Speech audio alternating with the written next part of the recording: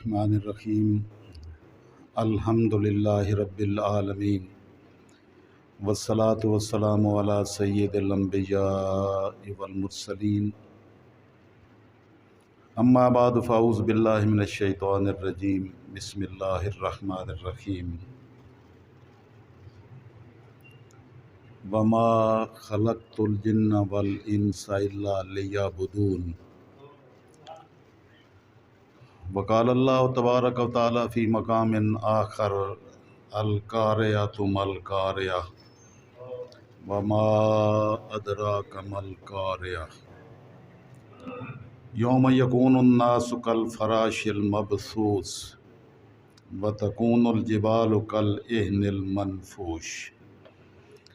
فاما من ثقلت موازینہ فہو فی عیشۃ راضیہ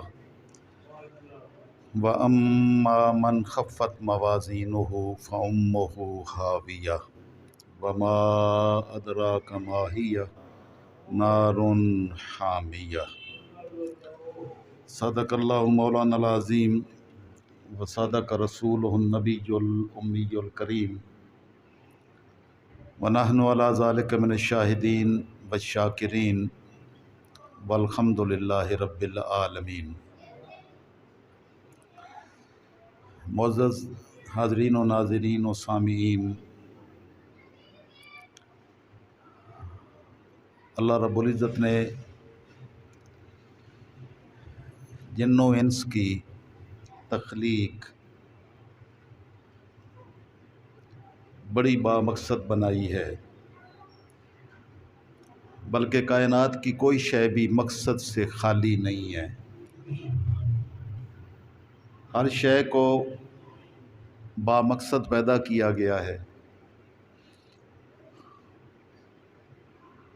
اور آج کی میری اس گفتگو کا موضوع بھی اسی عنوان سے ہے کہ ہم یہاں دنیا میں کیوں آئے، ہماری زندگی کا مقصد کیا ہے، کس خاطر ہمیں تخلیق کیا گیا ہے،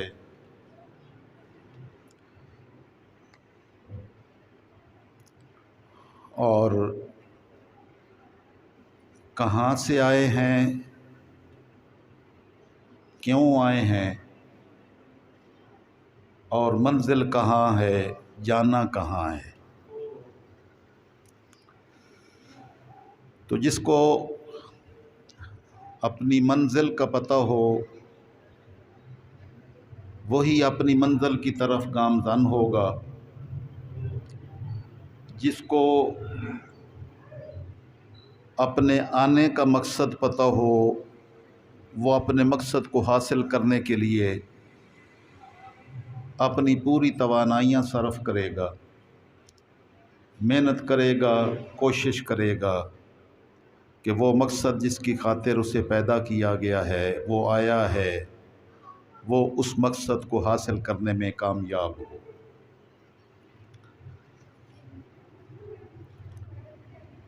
جو شخص بھی یہاں دنیا کے کسی چھوٹی سی منزل، کسی چند دنوں کے لیے کسی مقام پر جانے کی عزم اور ارادہ کرتا ہے تو وہ اس کے لیے تیاری کرتا ہے۔ جتنا اس کا وہاں پر قیام ہوتا ہے اس کی تیاری بھی اپنے قیام کے مطابق ہوتی ہے کہ میں نے کتنا وقت وہاں رہنا ہے، تو وہاں پر میری ضروریات کیا ہوں گی، اور جتنا لمبا سفر ہوگا تو اس سفر میں راستے میں اس کو جو جو ضروریات پیش ہوں گی وہ اپنی ضروریات کی تکمیل کے لیے سامان اکٹھا کر کے چلے گا۔ یہی اصل حقیقت ہے۔ تو جس شخص کو اپنی زندگی کا مقصد نصیب ہو جائے کہ میں آیا کہاں سے ہوں، یعنی میرا آغاز کہاں سے ہے، اور یہ دنیا جس میں مجھے پیدا کیا گیا، وجود بخشا گیا، اس میں، اس دنیا میں، اس زمین پر میں کیوں آیا ہوں، تو وہ اپنے مقصد کے حصول کے لیے اپنی پوری توانائیاں صرف کرے گا اور بھرپور کوشش کرے گا۔ اور پھر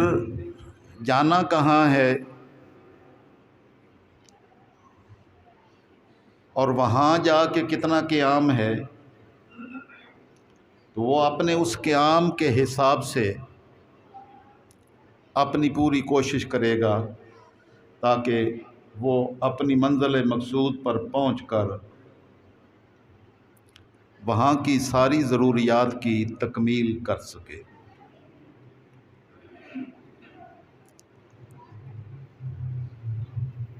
تو پہلے سوال کا جواب تو مالک الملک نے، جو خالق اور مالک ہے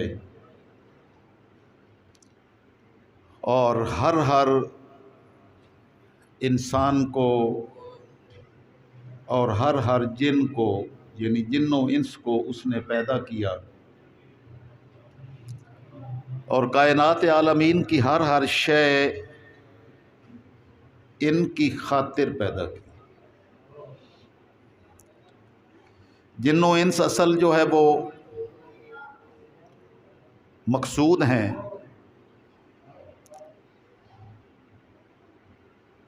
اور یہاں دنیا میں ان کو کیوں پیدا کر کے بھیجا گیا، تو مالک الملک نے فرمایا وما خلقت الجن والانس الا لیعبدون، ہم نے جن و انس کو، یعنی تمام جنوں کو، تمام انسانوں کو صرف ایک مقصد کی خاطر پیدا کیا ہے، اور وہ ہے لیعبدون، کہ وہ میری عبادت کریں، میرا حکم مانیں، اور جیسے میں نے ان کو حکم دیا اس حکم کو مان کر میری اطاعت اور فرما برداری کا فریضہ سر انجام دے۔ اس مقصد سے آگاہ کرنے کے لیے رب ذوالجلال نے انبیاء و رسل کا سلسلہ شروع کیا۔ تمام نبی آئے اور انسانیت کو اپنی زندگی کا مقصد سمجھانے کے لیے، اللہ کا پیغام ان تک پہنچانے کے لیے اپنی ساری توانائیاں صرف کی، ساری زندگی صرف کی۔ سید الانبیاء صلی اللہ تعالی وسلم کی بعثت کے بعد، کیونکہ آپ خاتم النبیین ہیں صلی اللہ تعالی علیہ وسلم، اور آپ کے بعد کسی نبی نے نہیں آنا، تو یہی زندگی کا مقصد آپ کی امت کے افراد لوگوں کو سمجھائیں گے، اور اہل علم لوگ انسانیت کو یہی درس دیں گے، یہی سبق سکھائیں گے کہ ہم کس مقصد کی خاطر آئے ہیں، تاکہ یہ پیغام کانوں تک مسلسل تسلسل کے ساتھ پہنچتا رہے، تاکہ یاد دہانی رہے۔ ایسا نہ ہو کہ سارا وقت زندگی کا بے مقصد زندگی میں بسر ہو جائے، جس سے وہ اپنے مقصد کو حاصل کرنے میں کامیاب نہ ہو، اور وہ وقت آ جائے جس کو موت کہتے ہیں، اور پھر وہ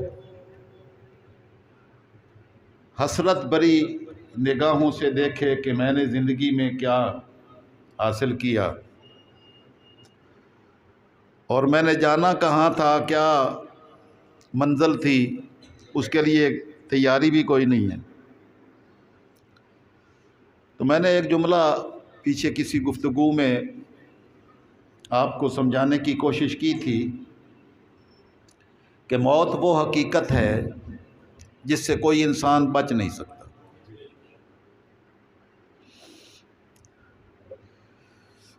اور دوزخ وہ حقیقت ہے جس سے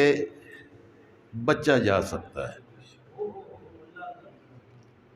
موت سے بچ نہیں سکتے،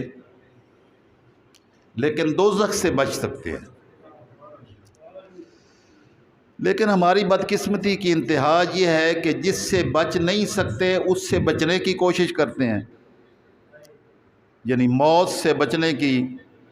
بھرپور کوشش میں لگے ہوتے ہیں تاکہ ہمیں موت نہ آئے۔ اور یہاں دنیا کی زندگی میں اگر وہ حرکت بھی نہ کر سکے تب بھی اس کی کوشش ہوتی ہے کہ یہاں دنیا میں ہی رہوں، موت کو پسند نہیں کرتا۔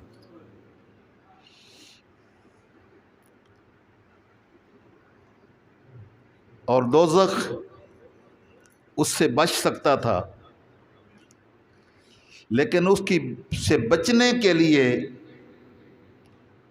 کوئی کوشش کرتا نہیں ہے۔ تو جس سے بچ سکتا ہے بچنے کی کوشش نہیں کرتا، جس سے بچ نہیں سکتا ہے اس سے بچنے کے لیے بھرپور توانائیاں صرف کرتا ہے۔ بس یہی بدقسمتی ہے۔ تو اللہ رب العزت نے انسان کو تخلیق فرمایا کہ یہ انسان اللہ کی فرما برداری بھی کر سکتا ہے، نافرمانی بھی کر سکتا ہے، دونوں اختیارات اس کو دیے، اور یہ اختیارات دے کر اس پر جزا و سزا کا نظام قائم کیا کہ اگر تم میری اطاعت اور فرما برداری کے راستے پر چلو گے تو تمہیں اتنا نوازوں گا اور اتنا کچھ تمہیں دوں گا کہ تیری کوئی حسرت باقی نہیں رہے گی، اور اتنا کچھ دوں گا لا عین رأت، جس کو کسی آنکھ نے دیکھا ہی نہیں ہے جو میں نے تیرے لیے تیار کیا، ولا سامع اذنت، اور نہ کسی کان نے سنا ہے، نہ کسی آنکھ نے دیکھا نہ کسی کان نے سنا، اتنا کچھ تیار کیا۔ تو یہ فرما بردار لوگوں کے لیے اللہ کی تخلیق ہے۔ اصل مقصود جن و انس ہیں، ان کی تخلیق، اور اللہ رب العزت یہی دیکھنا چاہتا ہے کہ ہم نے انسان کو پیدا کیا، اس کی ساری ضروریات پوری کی، اور زمین و آسمان کے اندر جو کچھ ہے یہ سارے انسانوں کی خاطر تخلیق کیا، مسخر کیا۔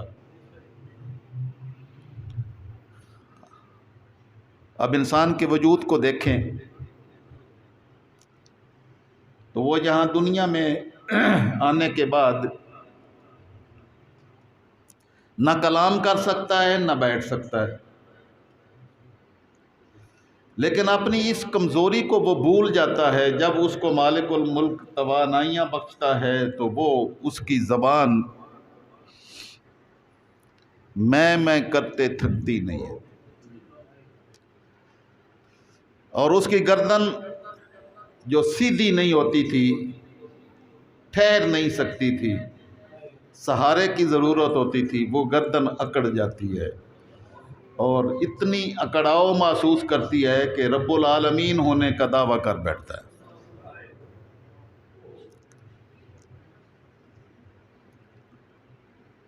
پھر انجام موت ہے، اور اس کا انکار کبھی بھی کوئی نہیں کر سکتا۔ جب وہ وقت آتا ہے اذا جاء اجلہم لا یستاخرون ساعۃ ولا یستقدمون، جب وہ وقت آ جاتا ہے تو پھر وہ ایک لمحہ مؤخر بھی نہیں ہوتا، مقدم بھی نہیں ہوتا۔ حکم ربانی کو ماننا ہی پڑتا ہے، اس کے سوا کوئی چارہ کار نہیں ہے۔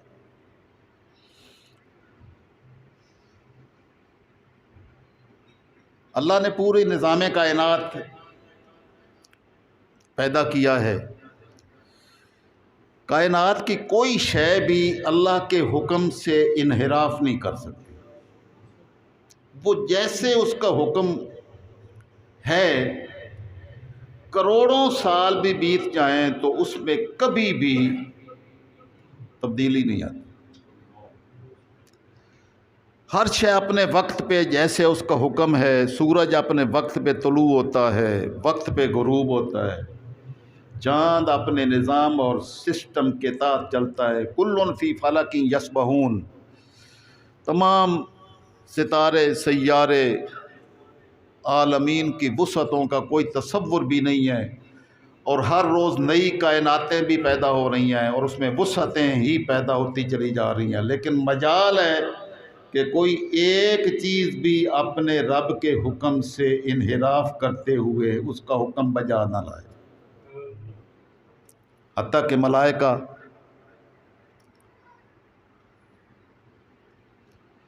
جیسے اللہ حکم دیتا ہے اس کی نافرمانی نہیں کرتے، اس کے مطابق زندگی گزارتے۔ لیکن انسانوں کو، جنوں کو اللہ نے اختیار دیا کہ وہ چاہے تو فرما برداری کے راستے پر چل لے اور چاہے تو نافرمانی کا راستہ اختیار کر لے۔ وَهَدَيْنَاهُ النَّجْدَيْنِ، ہم نے انسان کو دونوں راستے دکھا دیے، پابند نہیں کیا، بس جیسے اللہ کا حکم ہے اس کے مطابق چلنا چاہیں تو چل لیں، نافرمانی کے راستے پر چلنا چاہیں تو چل لیں۔ باقی ساری کائنات مسخر ہی اس انسان کی خدمت اور اس کی اطاعت کرنے کے لیے پیدا کی ہے۔ اتنا بڑا اونٹ، اتنا بڑا جانور، اس کو ایک چھوٹا سا بچہ اس کی مہار کو پکڑتا ہے، جدھر چاہتا ہے گھومتا ہے، وہ پیچھے پیچھے چلتا جاتا ہے۔ قربان جائیں خالق،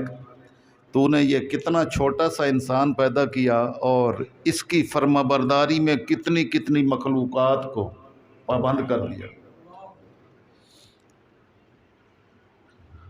اب اگر عقل کے پیمانے پہ سوچیں تو ایک یہ وجود انسان کا، یہ ان ہاتھیوں کو، ان اونٹوں کو، سمندروں میں ان بڑی بڑی مچھلیوں کو، اور پتہ نہیں کیا کیا مخلوقات ہیں، کتنے جانور ہیں، کتنی قسمیں ہیں، ان میں سے کسی کو مسخر کر سکتا ہے؟ یہ مالک الملک ہے جو تھامے ہوئے ہے اور ہر شے کو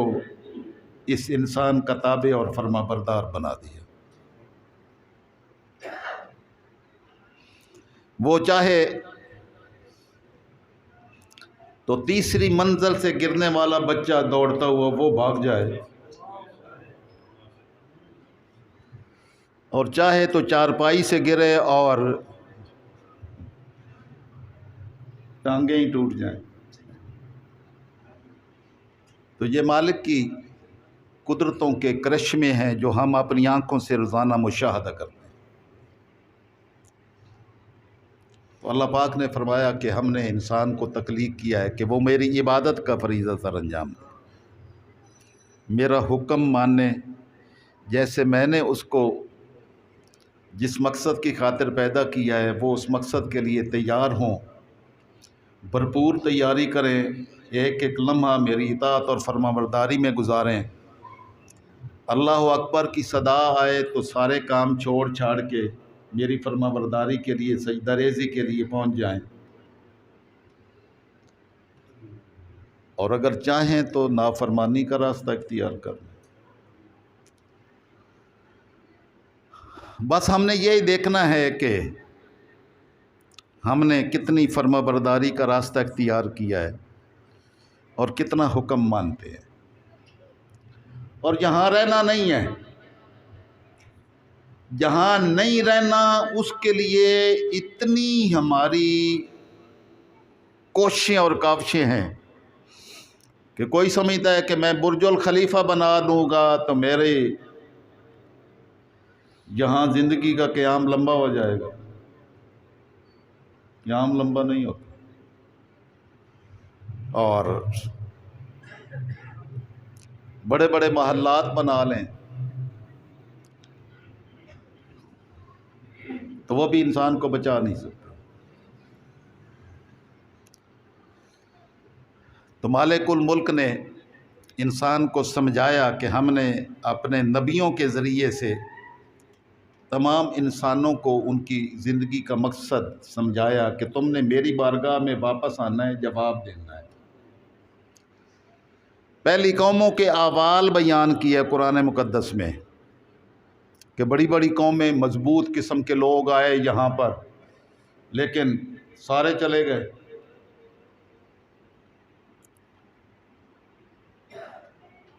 تو میں نے سورہ القارعہ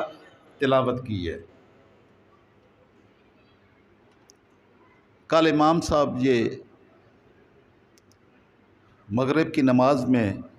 اس سورت کی تلاوت کر رہے تھے، تو میں نے پروگرام بنایا کہ میں آج کی گفتگو اسی سورہ القارعہ کے ذریعے سے آپ تک یہ اللہ کا پیغام پہنچاؤں۔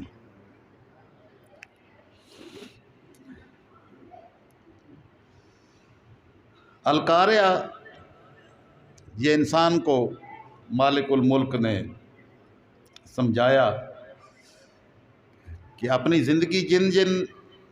راستوں پر برباد کر رہے ہو، یہ زندگی ختم ہو گئی، ختم ہو جانی ہے، اور وہ وقت آ جانا ہے۔ ابھی تو سارا نظام کائنات ایک نظم کے ساتھ چل رہا ہے، لیکن جب مالک کا حکم ہوگا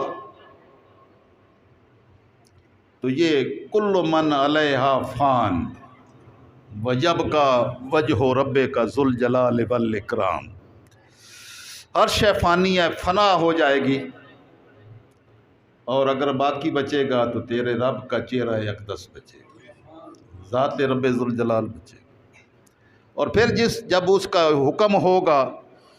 تو ہر کوئی اطاعت اور فرما برداری پر مجبور ہوگا، وہاں کوئی نافرمانی نہیں کر سکے۔ جب موت کا وقت آتا ہے، موت کا فرشتہ آتا ہے، تو کوئی بندہ اس کا حکم ماننے سے انکار نہیں کر سکتا۔ صوفیاء اس لیے کہتے ہیں کہ ہم نے اسی سے ہی تو سبق سیکھا کہ اگر انکار اس وقت کر سکتے ہو نا جب موت کا فرشتہ آئے، تو پھر بے شک انکار باقی زندگی میں بھی کرتے رہو، لیکن اگر اس وقت انکار نہیں کر سکو گے، ماننا ہی پڑے گا، تو ابھی کیوں نہیں مان لیتے؟ پہلے ہی مان لو۔ اور پھر جب دوبارہ اٹھایا جائے گا تو القارعہ دل دہلا دینے والی یہ کڑک ہے۔ ملقارعہ، یہ کڑک کیا ہے؟ وما ادراک ملقارعہ، اور تمہیں کیا پتا کہ وہ کڑک والی شے کیا ہے؟ یہ سارا سسٹم چل رہا ہے، اس کائنات کا سارا نظام چل رہا ہے، سیارے، تارے، کل فی فلک یسبحون، ہر شے اپنے مدار میں حرکت کر رہی ہے، ایک نظم اور طریقے سے چل رہی ہے، ایک سیکنڈ کا بھی کبھی کسی میں فرق نہیں آیا۔ لیکن جب یہ عطارد، مشتری، زحل، مریخ جیسے یہ سارے سیارے جو ایک نظام کے تحت اپنی جگہ پہ اللہ کے حکم کی تعمیل میں حرکت کر رہے ہیں، یہ سارا نظم ٹوٹ جائے گا، اور یہ سارے سیارے آپس میں ٹکرا جائیں گے۔ تو ایک توپ کا گولہ پھٹنے سے کان اس کی سماعت کو برداشت نہیں کر سکتی، اس آواز کو برداشت نہیں کر سکتی، اور جب یہ سیارے آپس میں سارے ٹکرا جائیں گے تو اس وقت کیا کڑک اور کیا آواز پیدا ہوگی، اس کا انسان تصور بھی نہیں کر سکتا۔ وما ادراک ما القارعہ، تو اللہ نے فرمایا تمہیں کیا پتا کہ وہ کڑک کیا ہوگی، اس کا صرف تصور کریں۔ جب یہ نظام شمسی سارا آپس میں ٹکرا کے تباہ و برباد ہو جائے گا تو کتنی کڑک اور کتنی آواز پیدا